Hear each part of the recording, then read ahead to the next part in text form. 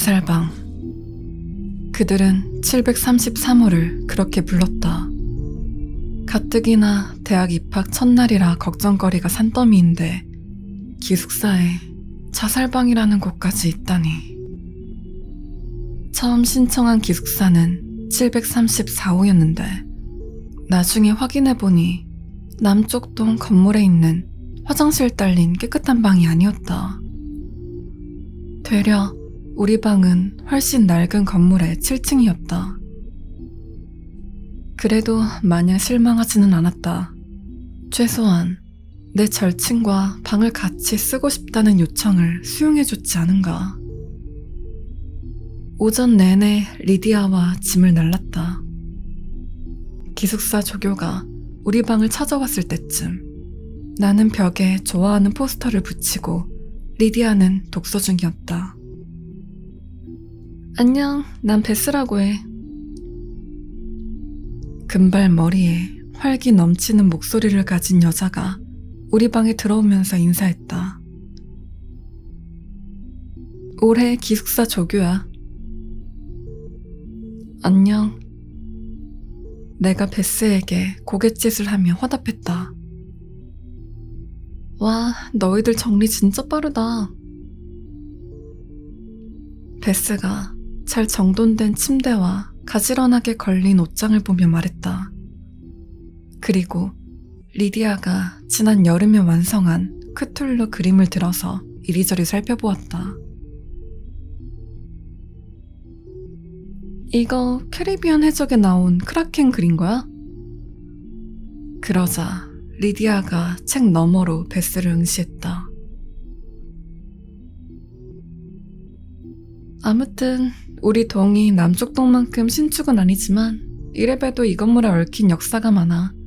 지어진 지 벌써 60년이 다 되어가거든. 그래 보여. 방이 꽤 작네. 내가 방을 훑으며 대답했다. 뭐 50년대 사람들은 체구가 작았으니까. 베스가 어깨를 으쓱이며 대답했다. 그래? 리디아가 심드렁하게 대꾸했다. 그럼. 입술을 한껏 오므린 베스가 대답을 마치고도 계속 방을 서성였고 방은 어색한 공기로 채워졌다. 그나저나 내가 얼음을 깨며 말했다. 우리 옆방 말이야. 733호실이지. 우리 방보다 훨씬 큰 것 같던데. 빈 방이면 혹시 우리가... 아, 그 방은 안 가는 게 좋아. 베스가 내 말을 자르며 말했다. 그 방에서 자살 사건이 두어 번 있었거든. 내 기억이 정확하다면 한 명은 목을 맸고 한 명은 투신했을 거야. 학교에서도 그 방은 계속 공실로 둘 거고. 아무튼 2층은 여학생 전용층이고 오후 11시 이후로 남학생은 출입 금지라는 걸 알려주려고 왔어. 우리가 미처 대답하기도 전에 베스는 손뼉을 한번 치더니 빠르게 마무리하고 방을 나갔다. 아무튼 만나서 반가웠어. 방금 제가 말한 미친 소리 들었지? 이제부터 쟤는 병신 베스다. 아니, 리디아, 말이 돼?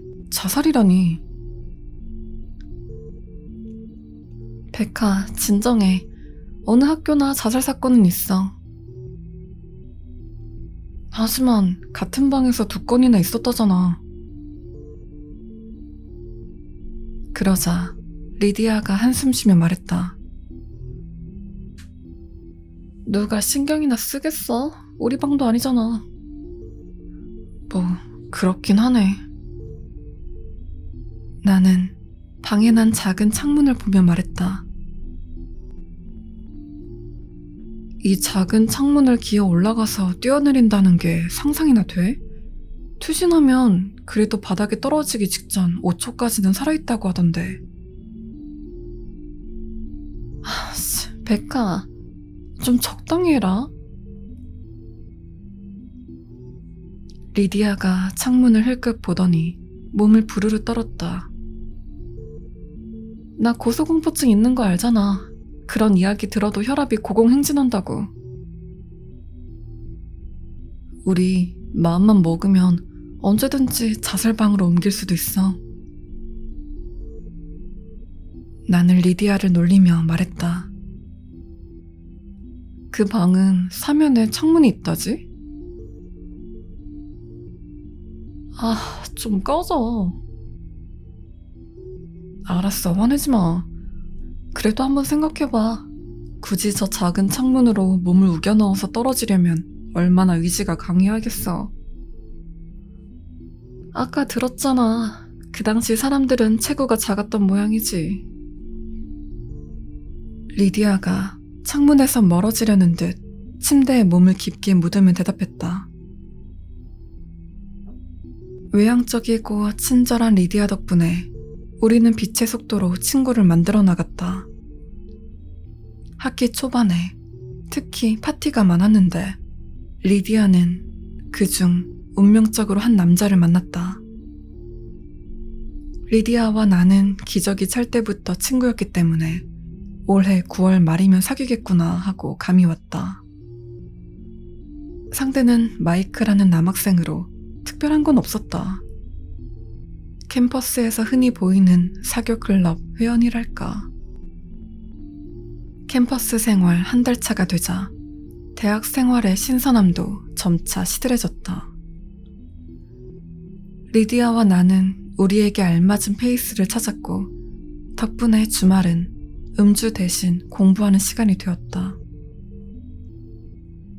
2주 후면 중간고사가 시작되는 데다가 1학년 성적은 A플로 유지해야겠다는 의지가 있었다. 10월 초였던 어느 날 밤, 뭔가가 시끄럽게 긁히는 소리에 잠에서 깨어났다. 몸을 일으켜 안고 다시 소리에 집중했다. 옆 침대를 보니 리디아 역시 잠이 번쩍 깼는지 소리를 듣는 중이었다. 뭐야? 리디아가 소리 없이 입모양만으로 내게 물었다. 기숙사라서 늦게 귀가하는 사람이 있으면 복도에서 소리가 나는 건 당연했다. 하지만 이 소리는 옆방에서 들렸다. 그러니까 733호에서 소리가 나오는 중이었다. 저거 혹시... 맞아. 옆방 창문 소리야. 리디아가 속삭였다. 리디아의 강한 주장으로 우리는 항상 창문을 굳게 잠가두었다. 하지만 733호 창문이 이렇게 일정한 간격으로 열렸다가 닫히는 소리가 날 이유는 전혀 없었다. 누가 안에 있나? 리디아가 어깨를 으쓱했다. 누가 장난치는 거 아니야? 신고식인가? 그러자 리디아가 눈썹을 세우며 말했다. 무슨 신고식? 몰라. 입학 신고식? 1학년들 겁주려고 하는 거 아니야?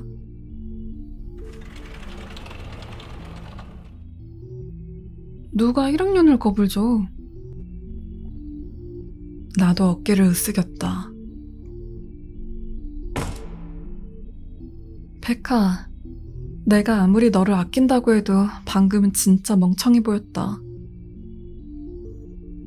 나는 쥐고 있던 베개를 리디아에게 던졌다. 누가 됐던지 가서 작작 좀 하라고 말하고 와. 내가? 창문 밖으로 내던져질 일 있냐?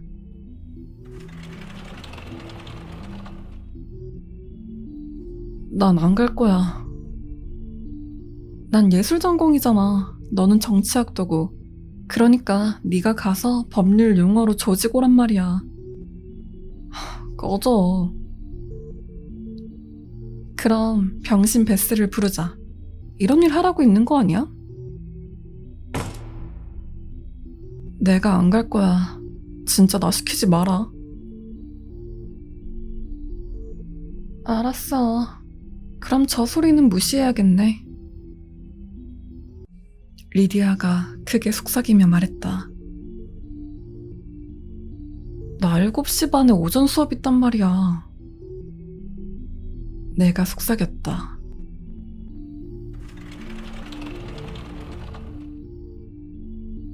그럼 어떻게 좀 해봐. 나는 일어나서 문으로 향했다. 과장된 몸짓으로 문을 벌컥 열고 복도로 나가서 창고라고 붙은 733호 문을 마구 두드렸다. 시간이 몇 시인데 이러는 거야. 작작 좀 해. 내 말에 아무 대답이 없었다. 야, 진짜. 한숨이 나왔다. 문에서 한 걸음 물러나자마자 이상한 점을 발견했다. 733호는 외부에서 자물쇠로 잠긴 상태였다. 나는 재빨리 방으로 돌아왔다. 어떻게 됐어? 리디아가 물었다. 나 다시는 저기 근처도 안 갈 거야. 문이 밖에서 잠겨 있어.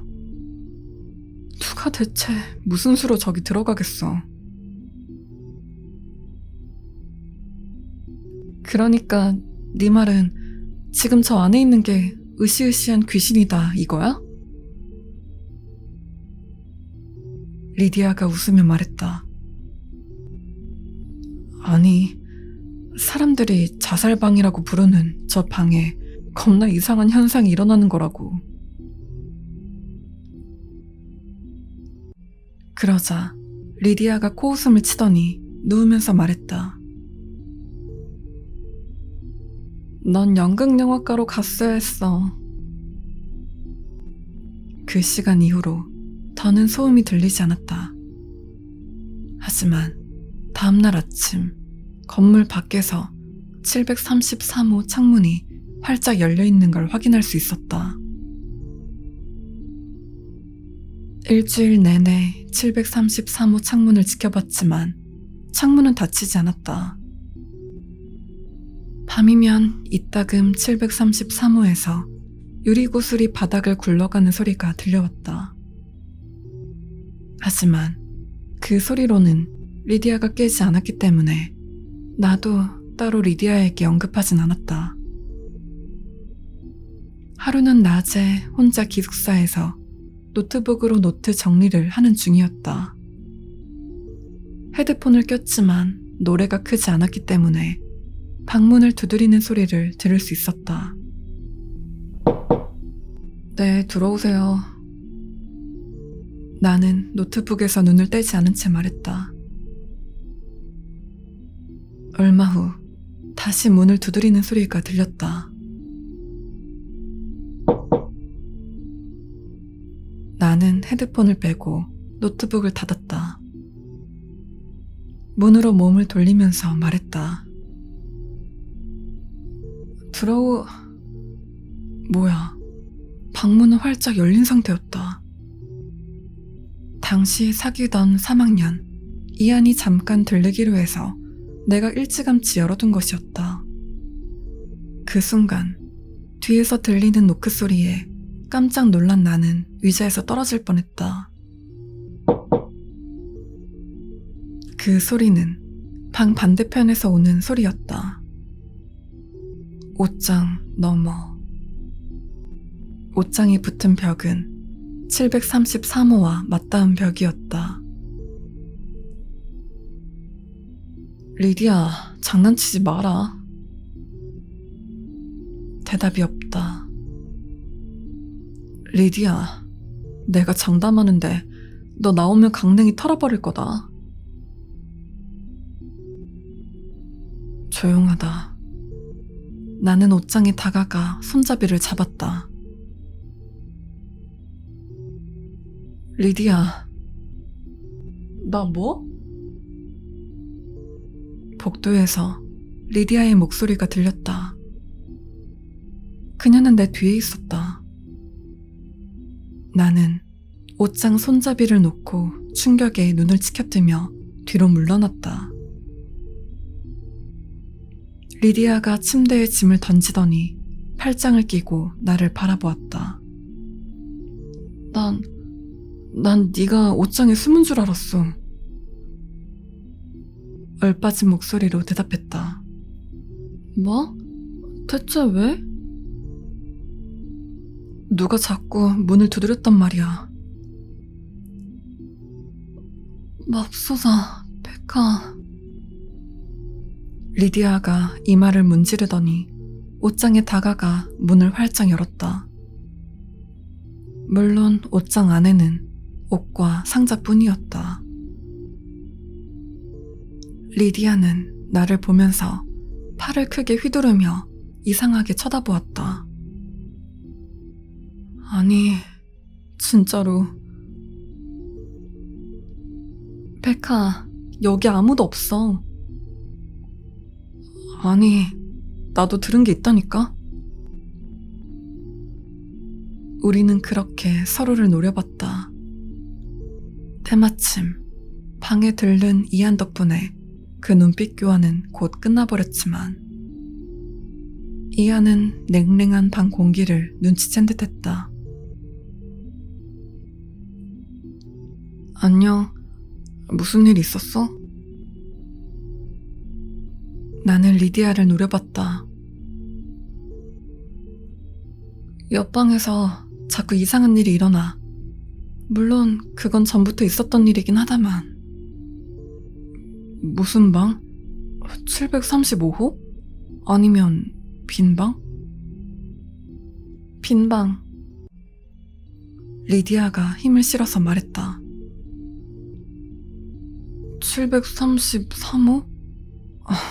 놀랍지도 않네. 자살방이잖아. 죽은 사람 이야기는 우리도 들었어. 나는 침대에 걸터앉으며 말했다. 게으름칙한 이야기지. 같은 방에서 3명이 자살하다니. 셋이라고? 우리는 둘이라고 들었는데? 리디아가 눈썹을 세우며 말했다. 70년대에 자살한 사람 둘 있고 10년 전에는 웬 남자가 투신했어. 그의 말을 들은 나와 리디아는 동시에 몸을 떨었다. 리디아가 더 심하긴 했지만 둘 다 고소공포증이 있었다. 투신이라니, 내가 생각할 수 있는 가장 끔찍한 죽음이다. 그러게, 한 방에서 3사람이나 죽다니 소름 끼치긴 한다. 리디아가 짐짓 미안한 음조로 말했다. 맞아. 게다가 그 방에 뭐가 있다고 하더라고. 이한이 말했다. 뭐? 정확하게 아는 사람은 없어.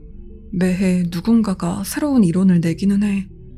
할로윈 주간이면 교내 신문에 실리거든. 안에 뭐가 있는지 모르겠지만 착한 존재는 아닌 게 분명해. 혹시 옆방에 사는 학생이 자살한 적은 없어? 예를 들면 우리 방이라든가. 없어. 733호만 그랬어. 솔직히 올해 북동쪽을 개방한다고 들었을 땐 좀 놀랐어. 올해 신입생 수가 20년 만에 최다라며. 내가 건성으로 대답했다. 맞아, 그렇다고 하더라. 방 바꿔달라고 하면 바꿔주는 거 알지? 이한이 내 옆에 앉자 나는 그의 어깨에 머리를 기댔다. 알긴 아는데 그럼 우리가 같은 방을 못 쓸 거야. 백화랑 나랑 벌써 15년 차라고. 다른 사람이랑은 방 못 써. 리디아가 재빨리 말했다. 그럼 그냥 사탄 옆방에서 살자고? 내가 옷장 문을 바라보며 말했다. 리디아가 어깨를 움츠렸다. 그래도 졸업하고 나서 풀 썰은 생기잖아. 그런 썰은 별로 안 풀고 싶은데. 그로부터 며칠 뒤 리디아는 옷장 사건을 믿기 시작한 것 같았다. 나는 오밤중에 누군가 속삭이는 소리에 깨어났다. 리디아를 봤더니 이미 눈을 동그랗게 뜨고 나를 쳐다보고 있었다. 그녀는 천천히 입술에 손가락을 가져다 댔다. 속삭임이 무슨 말을 하는지, 그리고 대체 어디서 들려오는 건지 확인하려고 집중했지만 뭐라고 하는지 단어 하나조차 제대로 알아들을 수 없었다.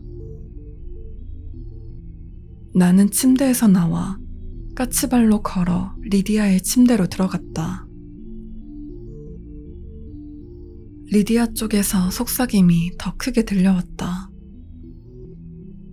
그러고 보니 리디아 쪽 벽이 733호랑 붙어있지. 나는 소리에 더 집중했다. 절대로 어리석은 자들의 말을 듣지 말 것. 리디아가 벽에 귀를 댔다. 속삭임이 갑자기 사라지는 바람에 나도 몸을 더 기울였다. 갑자기 벽 저편에서 쾅쾅 두드리는 소리가 들렸다. 놀란 리디아가 귀가 아픈 듯 곧장 귀를 떼더니 몸을 움츠렸다. 누군가 733호에 있다. 무섭다기보다는 화가 치민 나는 방문을 열고 나가서 분명 공실이어야 하는 그 방 앞에 섰다. 상황이 이쯤 되니 이 시간에 누가 깨어나든지 내 알 바 아니었다. 나는 거칠게 733호 문을 두드렸다. 그러니까 좋냐? 문에 대고 소리쳤다. 이제 장난으로 봐주는 것도 한계야. 그 족같은 방에서 기어 나오라고, 이 새끼야. 묵묵부답. 그리고 천천히 문고리가 돌아가기 시작했다. 어떤 반응이 나오리라고 예상한 건 아니지만 이건 더더욱 아니었다. 격렬하게 문에서 떨어지려던 나는 복도 반대편으로 달리는 형상이 되었다. 문고리가 다 돌아가자 무언가가 문 저편에서 미는 게 느껴졌다. 문이 무섭게 덜컥댔지만 자물쇠가 걸린 탓에 열리지는 않았다. 문을 미는 힘이 사라지고 문고리가 원위치로 돌아갈 때까지 숨을 쉴 수 없었다. 리디아가 방에서 빼꼼 내다보는 게 보였다. 어떻게 됐냐고 묻는 듯한 그녀의 손짓이 보였다. 장난치는 게 좋은 새끼들인가 봐. 내가 목청 좁게 대답했다. 리디아는 고개를 젓더니 방으로 쏙 들어가 버렸다. 나는 복도에 엎드려서 문틈으로 안을 살펴보기로 했다. 아마 그게 내가 처음으로 733호 내부를 본 것이리라. 733호는 확실히 창고로 사용되는 것 같았다. 한쪽 벽에는 의자가, 반대편에는 침대 프레임이 켜켜이 쌓여 있었다. 삭은 듯한 매트리스 몇 개가 창문 아래 쌓여 있었고 방 안 모든 것에 먼지가 수북했다. 게다가 창문이 무척 컸는데 밖에서만 봐서는 알 수 없는 크기였다. 창문은 평소처럼 열려 있었는데 누가 봐도 창턱에 올라가기 쉬워 보였다. 방은 근 20년 동안 아무도 들어가지 않은 것처럼 먼지가 엄청났다. 그래서 더욱 온몸에 소름이 돋았다. 방을 훤히 볼 수 있을 정도로 환했던 달빛이 한순간 사라지고 문틈이 캄캄해졌다.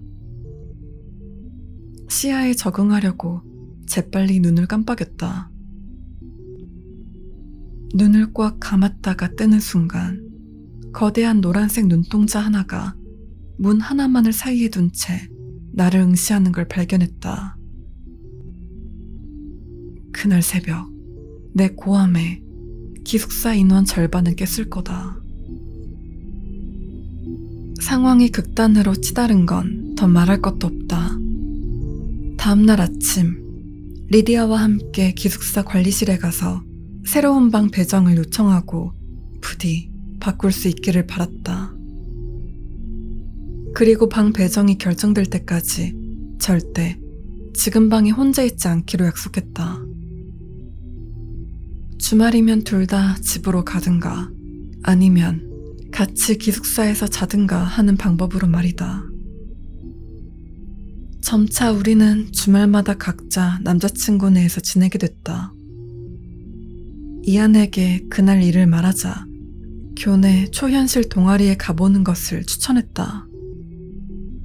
마지못해 그들과 약속을 잡았고 화요일에 옷을 멀끔하게 차려입은 크레이그라는 학생과 그의 동료 4명을 만나게 됐다. 리디아와 나는 그간 있었던 사건 사고를 모두 털어놓았다. 아무리 사소한 일이었어도 낱낱이 전부. 크레이그와 4명은 30분 동안 조용히 우리 이야기를 들었다. 우리 이야기가 끝났을 때 비로소 그들이 입을 열었다. 그게 다예요? 크레이그가 물었다. 네. 내가 천천히 대답했다. 동료들과 상의할 시간이 필요한데 잠시 나가서 기다려줄래요? 그러죠. 넉넉하게 상의하세요. 리디아가 관대한 미소를 지으며 일어났다. 문이 채 닫히기도 전에 리디아는 콧방귀를 끼더니 어이없다는 표정을 지으며 말했다. 가자. 가긴 어딜 가? 내가 물었다.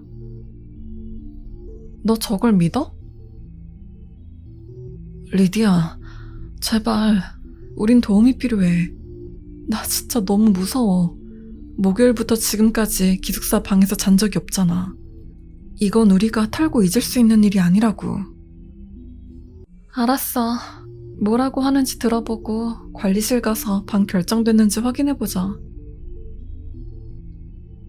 리디아가 손을 내치며 말했다. 복도에서 15분 정도 서성이다 보니 크레이그가 우리를 불렀다. 상황이 상황인데다가 동호회 임원까지 모여서인지 크레이그가 목청을 가다듬더니 결론을 내놨다. 여러분이 상대하는 존재는 매우 화가 난 귀신입니다. 그게 당신의 전문적인 견해인가요, 크레이그? 리디아가 물었다. 나는 리디아를 쏘아보았다. 그렇습니다. 비전문가는 귀신이라고 보는 그 존재죠. 4명 중 1명이 대신 대답했다. 맙소사. 리디아가 탄식하며 관자놀이를 문질렀다. 리디아의 짜증을 절망으로 받아들인 크레이그가 단숨에 연설을 시작했다. 걱정 마세요. 우리가 두 분을 도와드리겠습니다. 구마 의식을 제대로 모르는 일반인은 영과 마주하면 힘들 수밖에 없습니다. 우리를 찾아온 건 정말 잘한 거예요. 자살귀들은 언제나 분노에 차 있으며 복수를 원하는 존재입니다. 누구를 향한 복수인데요? 내가 물었다. 다른 학생이죠. 이 존재는 괴롭힘을 당하던 중 목숨을 끊었고, 그래서 다른 학생들을 괴롭히는 게 분명합니다. 당장 도와드릴 수 있어요. 다만 동아리를 위한 발전 기금을 조금 내주십사 하는데요. 크레이그가 말을 이었다. 733호에서 그렇게 다양한 활동이 일어나는 건 몰랐습니다. 정말 흥분되네요. 잘 알겠습니다. 시간 내줘서 고마워요. 리디아가 내 손을 잡고 일으키며 말했다. 주말로 일정 잡으실래요? 크레이그가 물었다. 연락드릴게요. 그렇게 리디아는 경계 어린 눈빛으로 나를 잡고 서둘러서 방을 나왔다. 우리는 관리동에 도착할 때까지 단 한마디도 나누지 않았다. 시간 낭비였네. 리디아가 말했다. 나도 동의하는 바이긴 해. 하지만 백화, 제발 저 헛소리에 넘어갔다는 말은 하지 말아줘. 그럼 너는 그 방에 있는 게... 입 밖으로 내기에는 내가 너무 우스워지는 것 같아서 차마 그 단어를 쉽게 뱉을 수 없었다. 너는 그게 귀신이 아닌 것 같아? 뭐, 나도 모르겠어. 근데 그건 아까 걔네들도 마찬가지야. 크레이근과 뭔가는 자기가 무슨 소리를 짓거리는지도 모르는 것 같던데? 나는 쓰고 있던 후드를 눈 밑까지 잡아당기면서 관리동 데스크로 향했다. 내가 정리해줄게. 아까 걔네들은 고스트 버스터즈를 흉내내는 거고, 우리는 엑소시스트에 직접 출연하는 상황이라고.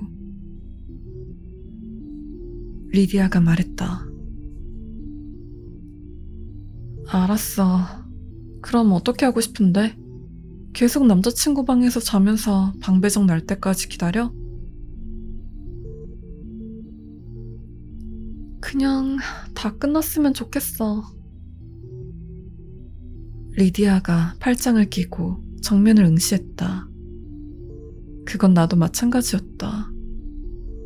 행여 733호 옆방에서 사는 게 무섭지 않다고 하더라도 분명 신경 쓰이는 건 어쩔 수 없었다. 아무튼 낮에는 괜찮을 것 같고 밤에만 그 방에 혼자 안 있으면 문제 없을 거야. 우리 방이 귀신 사는 방이랑 붙어있는 것 뿐이지 그 방은 아니니까. 그리고 방배정도 곧 나올 거야.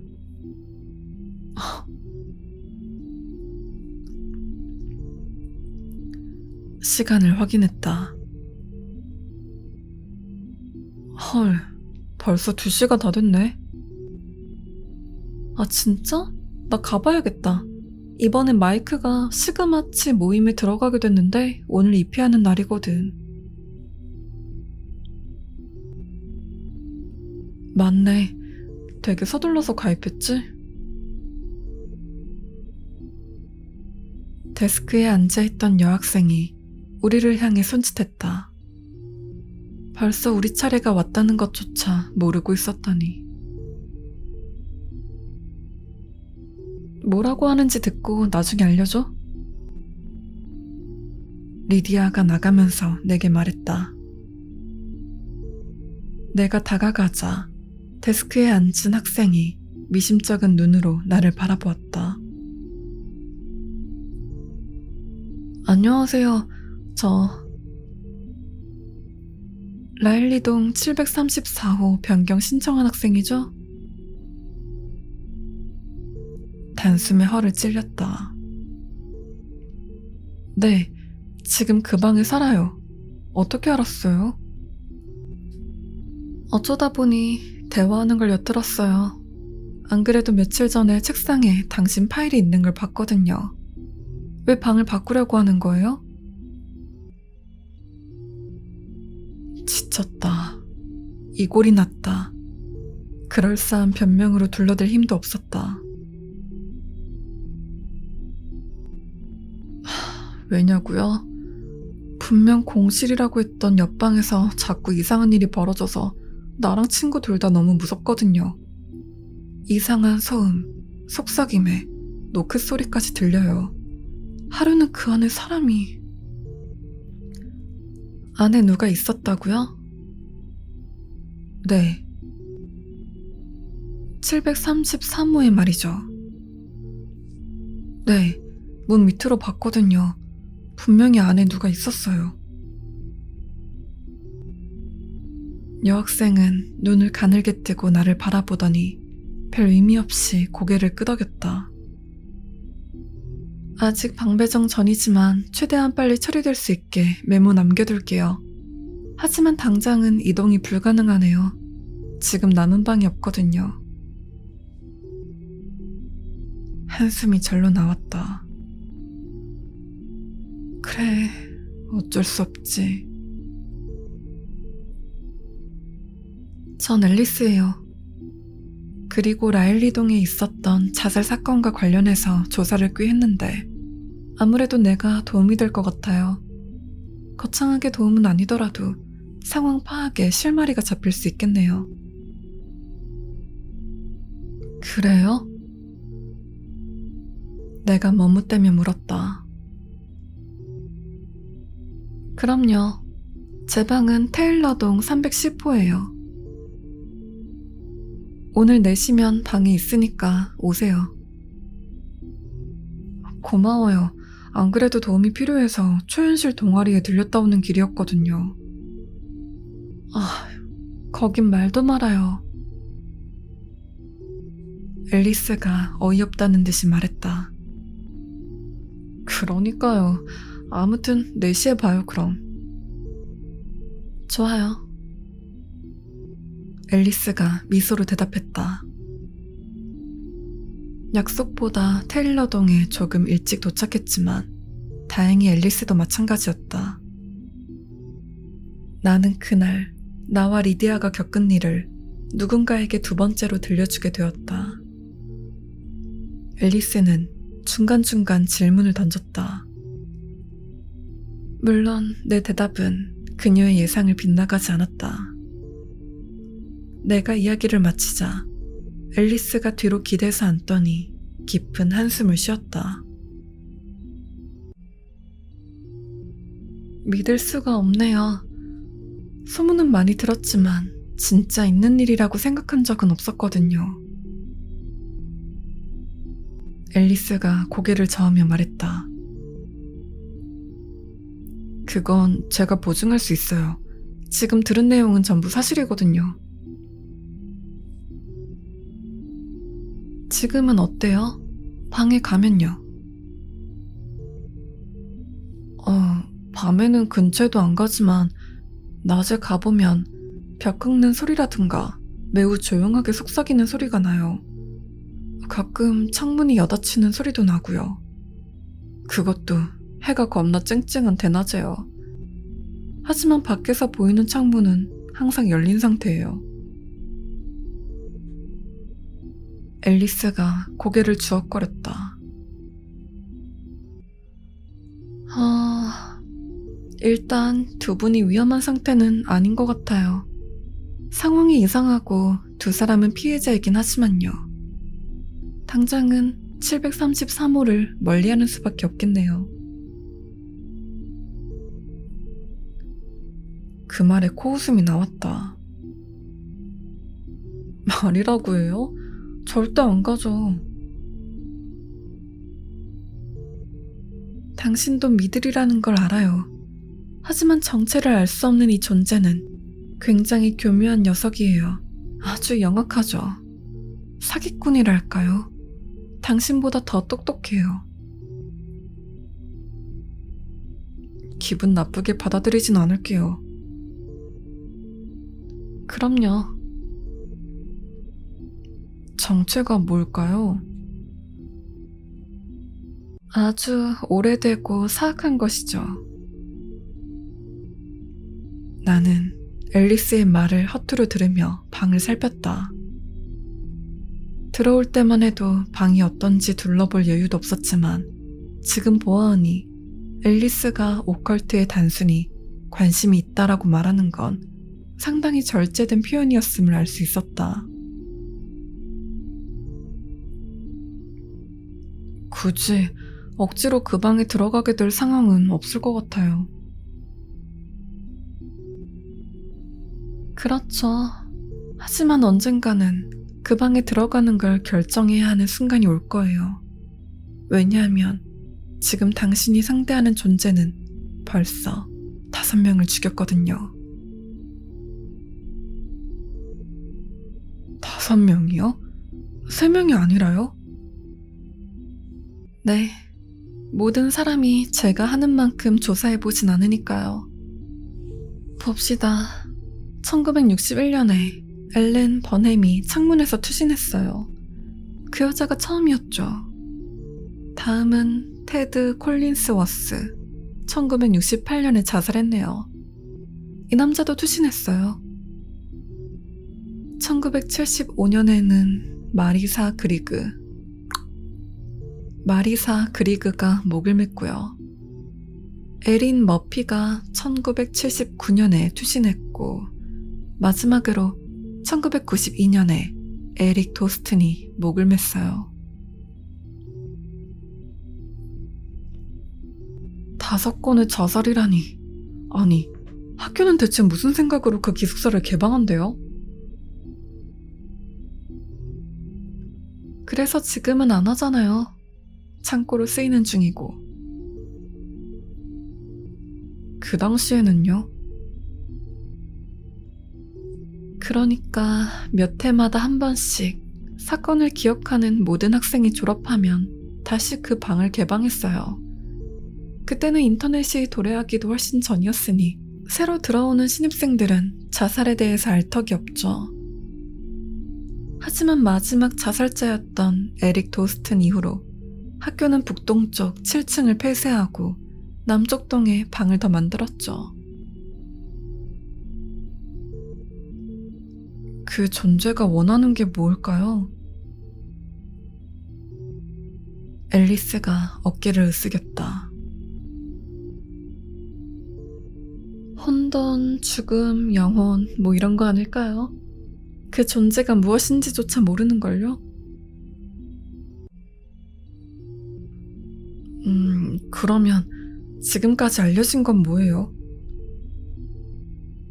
그 존재는 방에 묶여있는 것 같아요.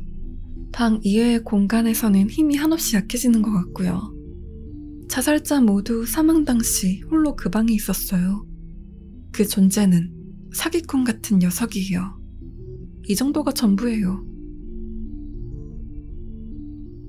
이걸로는 부족했다. 그 사람들은 왜 그랬을까요? 내가 조용히 물었다. 자살자들이요? 고개를 끄덕였다. 제가 아는 건 모든 내용이 증거 파일에 있다는 거예요. 피해자들은 발견됐을 때 당시 정서상 차마 말할 수 없는 사진이나 글과 함께 발견됐다고 해요. 그 내용이 너무 끔찍하고 사악해서 보기만 해도 신체적으로 아프게 만들었다고 하더군요. 자살한 사람들이 그린 거겠죠? 글도 그렇고. 네, 그 방에 있는 존재가 뭔지 모르겠지만 피해자들을 미치게 했던 것 같아요. 너무 오싹하네요. 혹시 방에 축복을 내려줄 사람은 찾아봤어요?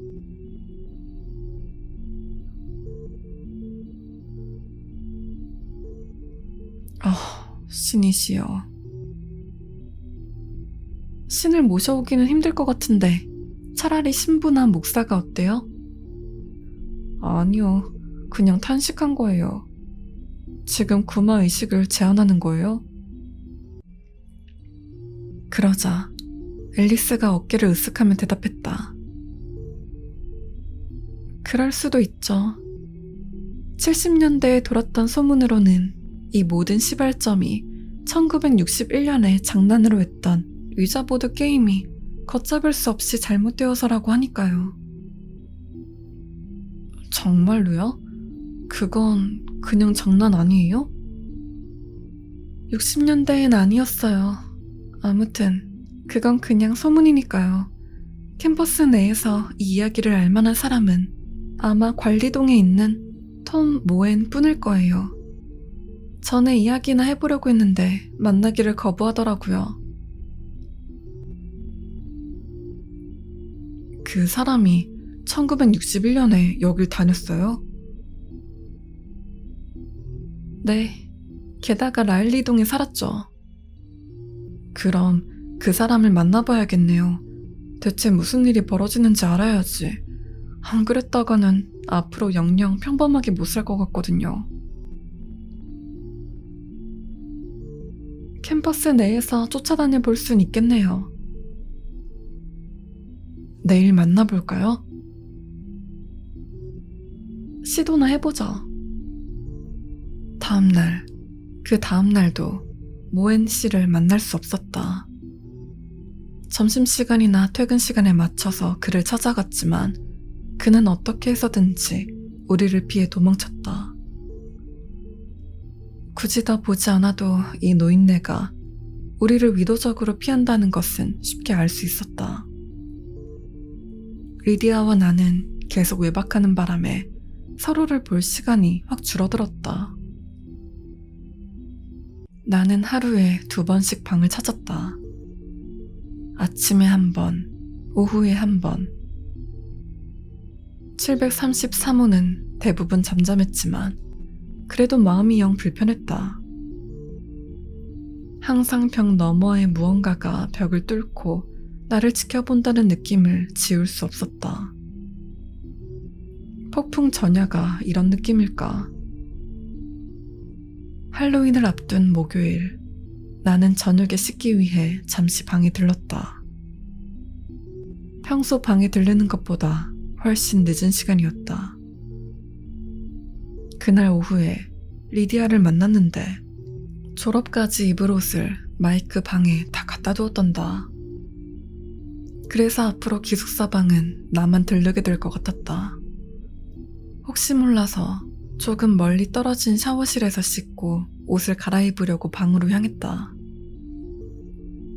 30분 뒤에 이안과 만나서 파티에 참석하기로 했고 최대한 빨리 이곳을 벗어나고 싶었다. 공기를 짓누르는 정적 때문에 더 불안해진 마음을 떨치려고 오디오에 아이팟을 연결해 곡을 재생했다. 옷을 입고 거울 앞에 서서 머리카락을 말리기 시작했다. 머리카락에 볼륨을 주고 싶어서 머리를 앞으로 말리던 중이었다.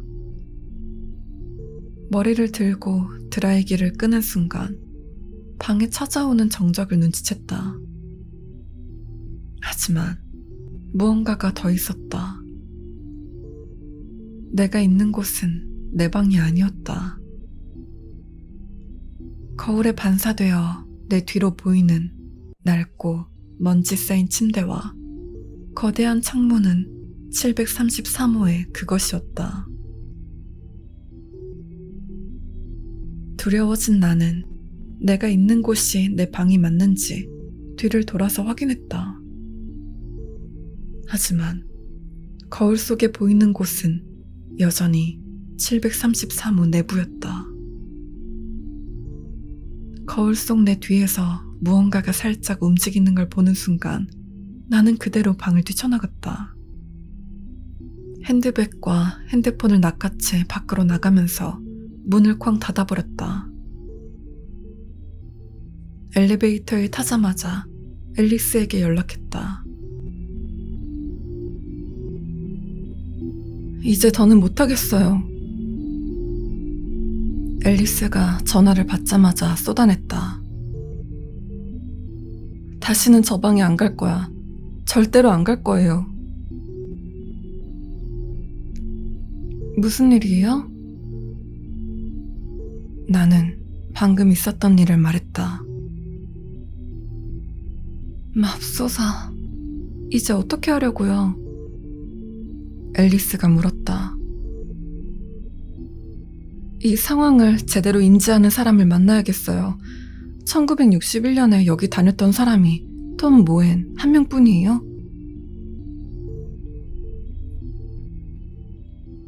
제가 아는 사람은 그 사람뿐이에요. 내일 아침 출근하는 거 기다렸다가 잡아볼까요? 구석으로 몰고 말해줄 때까지 못 가게 붙들면 될 것 같은데. 제가 그 사람 근무표 가지고 있는데 오전 6시 30분에 출근해요. 안뜰에 있는 스타벅스 앞에서 만나기로 할까요? 좋아요. 7시 30분에 수업이 있긴 하지만 뭐 째버리죠. 좋아요. 그럼 내일 봐요. 파티를 썩 좋아하는 편은 아니었지만 그날 밤만큼은 파티에 간다는 게 좋았다. 장소에 도착하자마자 이안에게 술을 부탁했다. 술에 약했던 나였기에 이안은 나에게 눈을 부라렸다. 이안이 나를 이상하게 보지 않기를 바라면서 오늘 있었던 일을 간략하게 들려주기로 했다. 내 이야기를 들은 이안이 스카치와 콜라를 섞어서 갖다 줬다. 그 잔을 시작으로 엄청나게 마셨던 것 같다. 자정이 가까워질 무렵 담배가 땡겨서 잠깐 밖으로 나간 김에 핸드폰을 확인했다. 오후 11시 4분에 리디아가 내게 음성 메시지를 남겼다. 백아, 나야. 나 진짜 마이크랑 존나 싸웠거든? 아니 걔가 그러는데 글쎄 그 망할 사교 동아리 모임에서 올해 할로윈에 새로 가입한 신입생들을 자살방에서 하룻밤 재운다고 하는 거야. 우리 층에 있는 거. 난 이제 못 견디겠어. 어떻게 우리한테 무슨 일이 있었는지 알면서도 그걸 하겠다고 할 수가 있어. 이제 나한테 뭐라고 하는 줄 알아? 우리가 겪은 733호 사건들이 사실 자기 동아리가 계획해왔던 거래. 미리 할로윈 분위기를 조성하려고 그런 거라나 뭐라나. 참 어이가. 종료 버튼을 누르고 가방에 핸드폰을 던졌다. 리디아가 화를 내는 건 당연했다. 이건 아니지. 이건 진짜 아니지. 나는 이안을 찾아가 방에 데려다 달라고 부탁했다. 갑자기 스트레스가 치솟았고 너무 피곤한 데다가 취기까지 올라왔다. 오전 6시에 알람이 울리자 나는 젖먹던 힘까지 짜내서 일어났다. 전날 밤에 입었던 옷을 그대로 입고 캠퍼스 안뜰로 향했다. 먼저 도착한 앨리스의 손에 블랙 커피가 들려있었다. 아무래도 커피가 필요할 것 같아서요. 앨리스가 웃으면서 말했다. 어떻게 알았어요? 문자 보낸 거 보고요. 내가 문자를 보냈어요? 네, 새벽 1시였나? 시그마치 모임 이야기하던데. 세상에, 그랬구나. 나는 선글라스를 치켜 세우고 후드로 얼굴을 가려버렸다.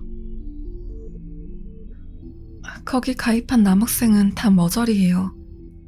그때 내가 733호에 있는 존재가 교활하다고 했었죠? 만약에 그 존재가 당신과 친구를 괴롭혔던 게 733호를 돋보이게 하기 위해서였다면요? 그러니까 사람들이 733호에 들어가 보게 하려고 짜놓은 판이었다면? 수년간 들어간 사람이 없었으니 그 안에 있는 존재가 얼마나 배고픈 상태일지 상상이나 돼요? 설마 진짜 위험하겠어요. 관리동 건물 앞 계단에 앉으면서 말했다. 네, 사실 733호의 유일한 원동력이라고 할 수 있는 게 사망 당시 홀로 남겨졌던 자살자들이니까요. 그렇다면 시그마치 모임 신입생들이 한 번에 몰려가면 그 위험도 반감이 되겠네요? 이론적으로는 그래요. 존재의 정체를 알았다면 정보도 더 많았겠지만요. 게다가 그것의 근원을 알아야 존재도 파악할 수 있어요. 그래서 모엔 씨가 필요한 거고요. 그 사람은 언제 도착해요? 사실 20분 전에 왔어요. 앨리스가 침울하게 대답했다. 그 후로 30분을 더 기다린 우리는 결국 모엔 씨가 늘 그래왔듯이 우리를 피해서 들어갔다는 걸 인정하기로 했다. 그래도 그냥 갈 수는 없고 만날 약속이라도 할 수 없을까 해서 사무실을 들리기로 했다. 관리 부서실에 있는 여직원이 차가운 눈길로 우리를 쳐다봤다. 톰은 오늘 안 나올 거예요. 아니, 관련된 사안으로는 언제라도 시간을 내어줄 수 없을 것 같네요. 어제 그만뒀거든요. 이제 학생들이 괴롭히지도 못하게 됐네요. 괴롭힌 거 아니거든요. 정말 절박한 마음으로 이야기를 하고 싶었던 거예요. 내가 말했다. 지금도 마찬가지고요. 앨리스가 덧붙였다. 모엔 씨와 관련된 개인정보는 알려드릴 수 없습니다. 직원은 조롱하듯 말하더니 자리를 떴다. 우리 이제 어쩌죠? 내가 물었다. 톰 모엔이 없으면 방법이 없는데. 젠장, 앨리스, 난 이제 그 방에 절대 안 갈 거예요. 그럼 다행이네요. 이번에 방 배정 승인이 났거든요. 진짜요? 네, 오늘 오전에 교내 메일로 승인 났다고 왔더라고요. 당신은 모턴 동으로, 리디아는 틴슬리 동으로 배정됐어요. 아, 정말 다행이네요. 좋아할 줄 알았어요. 그리고 앞으로 734호에는 아무도 배정하지 말아달라고 따로 요청도 해놨어요. 와, 정말 고마워요. 하지만 이사는 월요일에나 가능해요. 이제 끝이 보이니까 괜찮아요. 주말 한 번만 더 버티면 되는걸. 아, 리디아한테도 전해줘야겠어요. 핸드폰을 열어 리디아의 번호를 찾으려던 나는 음성 메시지함에 빨간색으로 1이 떠있는 것을 발견했다. 재생을 누르자 지난밤에 듣다만 리디아의 메시지가 재생됐다. 어이가 없어. 마이크 얼굴도 얼마나 멍청하게 보이는지 이제 더는 못 참겠다. 나 그냥 집에 가려고. 내 걱정은 하지 마. 괜찮을 거야. 옆방에서 아무리 지랄해도 나 지금 만취해서 괜찮을 거야. 그냥 지금 존나 화가 나. 대가리에 똥만 찬 마이크 벤슨을 볼 바에는 차라리 병신 베스를 상대하고 말지. 내일 술이나 먹자. 사랑해. 메시지는 그렇게 끝났다. 좆됐다. 앨리스가 의아한 듯 날 쳐다보았다. 리디아가 기숙사에서 잤대요. 내 말에 앨리스가 움찔하는 게 느껴졌다. 괜찮겠죠? 733호만 안 들어갔다면요. 아마 안 들어갔을 거예요. 항상 열려있던 733호 창문을 떠올리며 대답했다. 아마 들어가고 싶었어도 고소공포증이 심한 리디아는 열린 창문이 두려워서 못 들어갔으리라.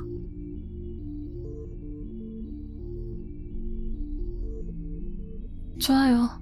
어쨌든 지금 당장 할 게 없으니까 도서관에 가서 신학책이라도 찾아볼래요? 이 시간에 연구실하고 해봤자 도서관밖에 없거든요. 내가 어깨를 으쓱하며 말했다. 어차피 다음 수업 시작은 10시였다. 도서관 반납 데스크에 앉아있는 여성은 아무리 봐도 1000살은 넘었을 것 같다.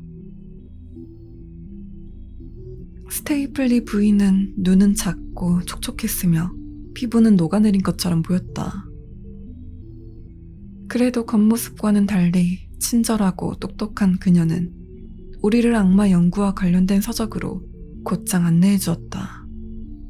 물론 호기심 어린 눈빛은 덤이었다. 관련 서적은 많지 않았다. 닥치는 대로 읽었지만 대부분 관련이 없거나 외국어로 된 것이 전부였다. 30분 후 우리는 다시 데스크로 향했다. 혹시 오컬트랑 관련된 서적도 있나요? 오컬트? 보자. 스테이플리 부인이 말끝을 흐렸다. 아, 있네요. 참고 서적 모아둔 칸 왼쪽으로 가면 돼요. 감사합니다. 번거롭게 해서 죄송해요. 숙취 때문에 국제도서분류법을 당최 이해하기가 어렵네요. 내가 말했다. 아무래도 우리 생김새가 마음에 안 드는 모양인데요. 안내받은 쪽으로 향하면서 앨리스가 속삭였다. 우리 생김새가요? 아니면 우리가 찾는 주제가요? 아마 둘 다 아닌 것 같네요. 1시간이 채 지나지 않아 우리는 다시 데스크 앞에 있었다. 우리가 다가가는 모습을 본 스테이플리 부인의 눈이 가늘어지는 것이 우리에게 슬슬 짜증이 나는 모양이었다. 저기, 정말 죄송한데요. 혹시 교량회 관련 서적이나 의자보드... 이보세요, 학생들. 스테이플리 부인이 자리에서 일어나더니 안경 너머로 우리를 보며 말했다. 지금 하는 도서 검색이 수업 목적으로 찾는 것이었으면 좋겠군요. 맞아요. 내가 대답했다. 아니에요. 앨리스의 대답이 동시에 나왔다. 개인적인 조사 차원에서 보는 거예요. 조사? 어떤 조사 때문에 그러죠? 저희가 의자보드 가지고 뭘 하려고 하는 게 아니라... 내가 대답했다. 그럼 다행이군요. 이곳에서 또 그런 일이 일어나게 둘 순 없으니까요. 스테이플리 부인이 주름 잡힌 바지를 펴더니 다시 앉으며 말했다. 또라고요? 앨리스가 놓치지 않고 물었다. 그러자 부인의 표정이 눈에 띄게 불편해지면서 어색하게 주변 책을 정리하는 게 포착되었다. 교령회랑 관련된 서적이면 아마... 스테이플리 부인, 우리는 1961년에 라일리동에 있었던 사건을 조사하고 있어요. 앨리스가 부인의 말을 끊고 말했다. 그 후에 있었던 일까지 전부요.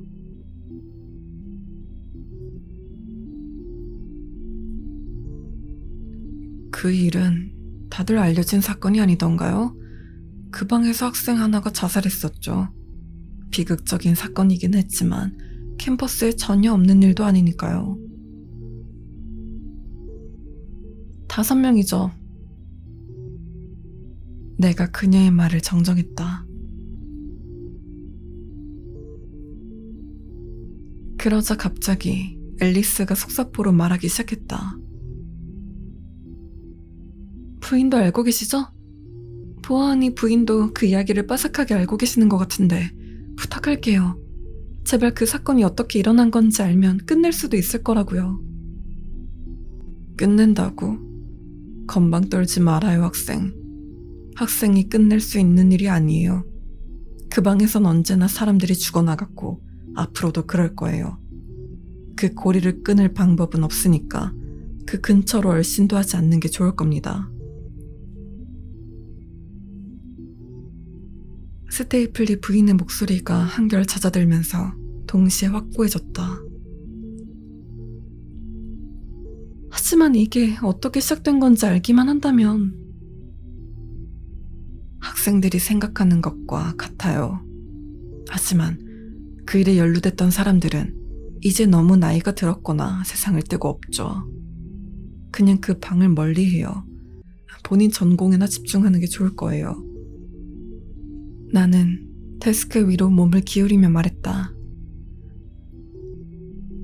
저도 그러고 싶은데 이번에 저랑 제 친구가 그 옆방에 살게 됐거든요. 부인은 예전에 있었던 사건을 잊을 수 있을진 몰라도 저희는 아니라서요. 그 방이 매번 겁나 똑똑하게 상기시켜주거든요. 학생, 난 절대 잊지 못한다우. 스테이플리 부인의 목소리가 더욱 낮아졌다. 내 친구 엘렌이 그 방의 가장 첫 피해자였죠. 가장 친한 친구가 그 작은 창문 밖으로 몸을 빼내려고 발버둥치는 모습을 하루도 잊은 적이 없어요. 차가운 창턱에 맨발로 올라가 서더니 7층에서 뛰어내렸죠. 앨리스가 한숨을 쉬었다. 정말 유감입니다. 몰랐어요. 그래요. 이건 오래된 상처니까요. 학생, 자, 그럼 어서 가서 방 변경 요청을 하도록 해요. 누구도 그 건물 7층에 살면 안 돼요. 내가 해줄 수 있는 말은 그게 전부예요. 앨리스가 다시 한숨을 쉬었지만 이번에는 체념한 듯 고개를 끄덕이고 물러났다. 여기서 더 알아낼 건 없으리라. 그래도 꽤 큰 소득이 있었다. 그나마 관련된 정보를 조금이나마 얻지 않았는가. 앨리스가 가는 걸 보고 따라가려고 했지만 내 발이 떨어지지 않았다. 뭔가 거슬렸다. 사소하지만 강렬한 단어 하나가 스테이플리 부인의 이야기에 숨어있다. 그 단어 하나가 문득 굉장히 중요한 게 느껴졌다. 스테이플리 부인. 데스크에 앉아있는 지친 노인에게 말을 걸었다. 왜 733호에 달린 창문이 작다고 표현하셨죠? 제가 본 창문은 적어도 1.5m는 좁게 넘어 보이던데요. 학생, 아무래도 제일 끝에 있는 방이랑 착각하는 것 같은데 거긴 창고예요. 733호는 창고 옆에 있는 방이죠.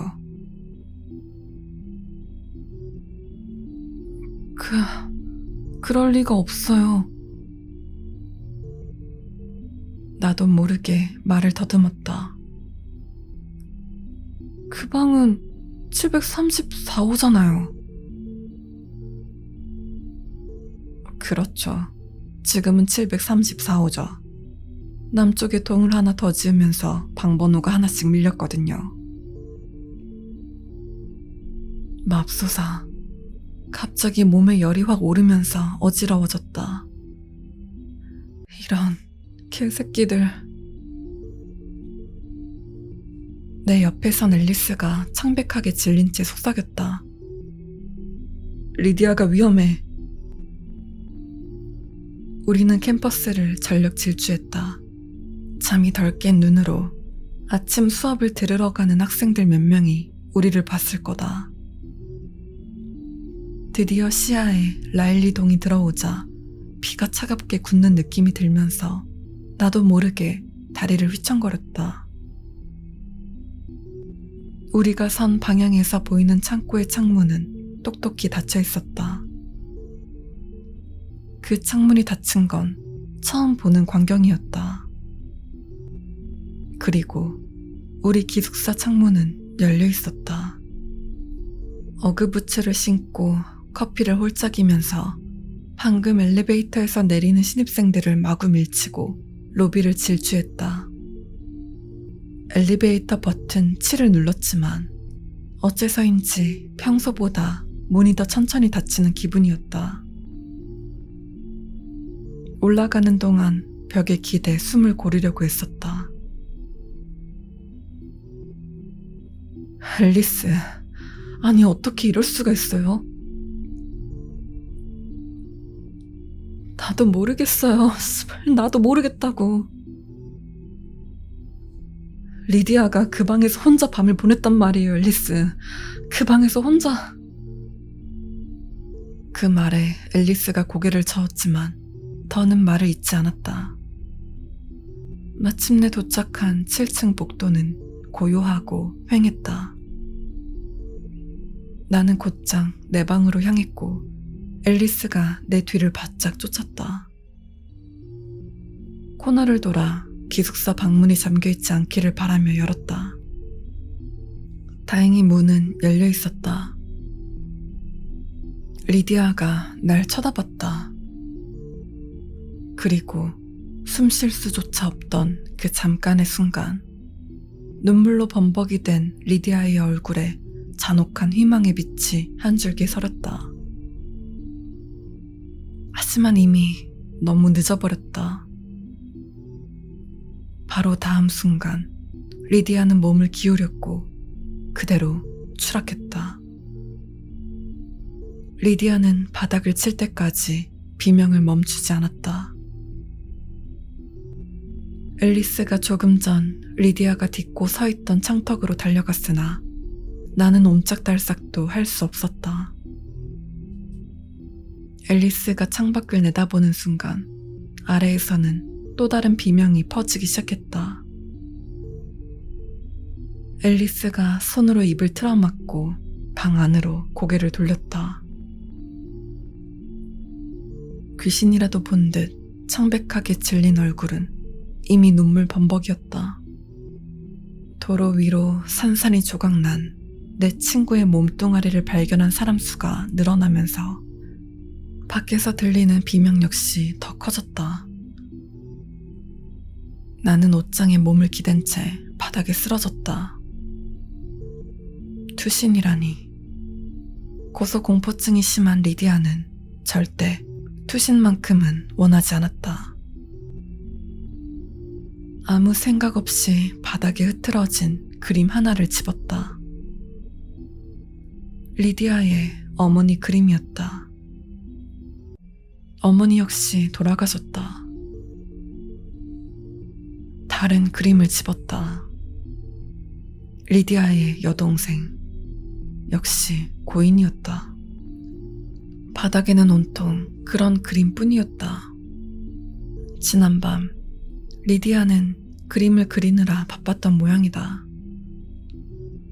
어떤 사진이었는지 설명해 줄 수 없다. 재능이 뛰어났던 리디아. 나는 그녀의 작품 몇 점째 보지도 못하고 그대로 바닥에 토해버렸다. 앨리스는 누군가를 향해 복도에 외치는 중이었다. 하지만 방을 채우는 높은 끽끽하는 소리 때문에 그녀의 말을 알아들을 수 없었다. 그러던 중 갑자기 종이 한 장이 옷장 문틈새로 나와 내게 밀려왔다. 종이를 들어 잠시 그 내용을 확인했다. 그 종이 역시 리디아가 그린 그림이었지만 바닥에 있던 그림과는 달랐다. 그것은 내가 지금 앉아있는 자리에서 보이는 옷장을 그린 그림이었다. 그림 속 옷장 문틈으로 어떤 존재가 어둠 속에서 바깥을 응시하고 있었다. 나는 종이를 내려놓고 옷장을 관찰했다. 옷장 문은 그림처럼 약간 열려 있었다. 눈을 찌푸려 안을 확인하려고 했다. 그리고 그 안에서 나를 응시하는 긴 얼굴선을 확인하는 순간 앨리스가 나를 일으켰다.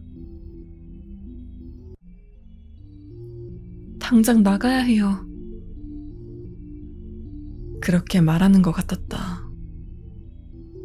그 후로 나는 그 방에 단 한 번도 가지 않았다. 부모님이 오셔서 내 짐을 다 뺐고 남은 학기는 캠퍼스 밖의 어둠 방에서 지냈다. 봄 학기에 다른 주에 있는 학교로 이전 신청해서 그곳에서 학위를 땄다. 매일 밤 나는 리디아가 그 작은 창문 밖으로 나가는 꿈을 꾼다. 차가운 창턱 위에서 위태롭게 흔들리는 그녀. 앞에 놓인 끔찍한 공허와 그녀의 여린 몸뚱아리 사이에 아무것도 없다는 걸 아는 상태로 나는 7층 위에서 밑을 바라보는 리디아를, 그리고 받아들일 수 없지만 끔찍한 운명을 마주하는 리디아를 본다. 익숙한 리디아의 얼굴에 엄청난 공포가 서리는 것을 본다. 살 날이 더 많았지만 이제 몇 초밖에 남지 않았음을 깨닫기라도 한 것인지 고동치는 그녀의 심장 소리가 들린다. 리디아가 나를 돌아본다. 그리고 나는 그녀가 추락하는 걸 본다. 그날 이후 9년이 흘렀다. 새 학기가 시작할 때마다 나는 숙소 관리센터에 연락해서 신입생 배정이 어느 동에 되었는지 확인한다. 라일리 동은 언제나 개방된다. 하지만 7층은 폐쇄됐다. 올해는 사는 것도 일도 바빠서 평소보다 연락이 늦어졌다. 전화 대기도 길었다. 숙소 관리 사무실입니다. 드디어 받은 남자 직원이 말했다. 아, 네. 라일리동 여분 숙소 문의하셨죠? 네, 맞아요. 올해는 신입생 인원이 너무 많아서 라일리동도 대기 인원이 있습니다. 그래도 운이 좋으셨네요. 확답은 못 드리지만 자리가 날 수도 있거든요. 오늘 오전에 새로 승인이 나서요.